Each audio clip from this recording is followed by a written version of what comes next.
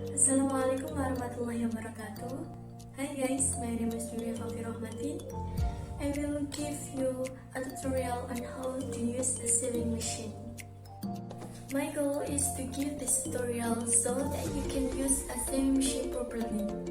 The first and most important material that need to be prepared is a sewing machine, and the second is thread, a needle, and the third is a cloth.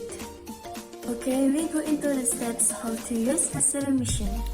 The first thing you have to do is attach a thread and needle, and how to install like this frame.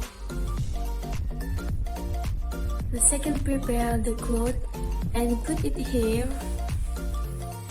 and clamp this cloth like this. Then set the stitch size you want here like this. Then the third, move the sewing machine. By pressing this tool, the sewing machine will start functioning.